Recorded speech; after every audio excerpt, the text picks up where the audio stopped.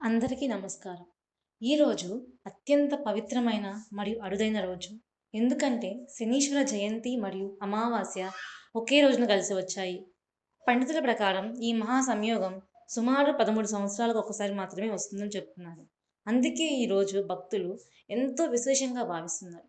ఈ పవిత్రమైన రోజున శనిదేవుని ఆరాధిస్తే శని దోషాలు తగ్గడం మాత్రమే కాదు, జీవితంలోని అడ్డంకులు, ఆర్థిక సమస్యలు, మానసిక ఒత్తిడి కూడా తగ్గుతాయని నమ్మకం.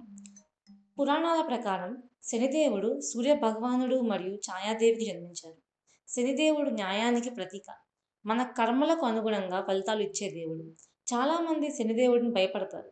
కానీ నిజానికి కష్టపడి పనిచేసేవారిని, నిజాయితీగా ఉండేవారిని శనిదేవుడు కాపాడుతాడు. శనిదేవుడి అనుగ్రహం ఉంటే జీవితంలో స్థిరత్వం, గౌరవం, విజయాలు వస్తాయని భక్తులు విశ్వసిస్తారు. అమావాస్య రోజు పితృదేవతలకు ఎంతో ప్రీతికరమైనది. ఈ రోజు తర్పణం చేయడం, దీపం వెలిగించడంలా చాలా శుభప్రదం. ఇంట్లో ప్రశాంత వాతావరణంలో భక్తితో దేవుని ప్రార్థిస్తే నెగిటివ్ ఎనర్జీ తొలగి పాజిటివ్ శక్తి పెరుగుతుందని చెబుతారు. ఈసారి అమావాస్య మరియు శని జయంతి కలిసి రావడం వల్ల ఈ రోజు మరింత శక్తివంతమైనదిగా భావిస్తున్నారు. ఈ రోజు ఉదయం స్నానం చేసి శుభ్రమైన దుస్తులు ధరించండి.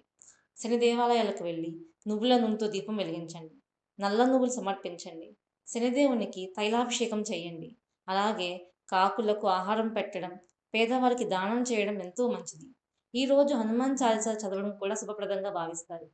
భక్తితో ఓం శం శనైశ్చరాయ నమః ఈ మంత్రాన్ని 11 లేదా 108 సార్లు జపిస్తే మనసుకు ప్రశాంతత, జీవితానికి స్థిరత్వం లభిస్తాయని చెబుతారు.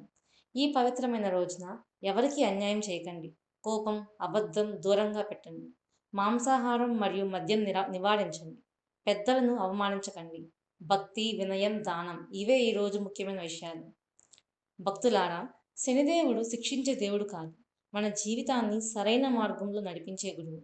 13 సంవత్సరాలకు ఒక్కసారి వచ్చిన ఈ పవిత్రమైన శని జయంతి అమావాస్య సంయోగంలో భక్తితో ప్రార్థించి శనిదేవుని ఆశీర్వాదం పొందండి. ఈ వీడియో మీకు నచ్చినట్లయితే లైక్ చేయండి. మీ కుటుంబ సభ్యులతో షేర్ చేయండి. మా ఛానల్ను సబ్స్క్రైబ్ చేసుకోవడం మర్చిపోవద్దు. Thank you.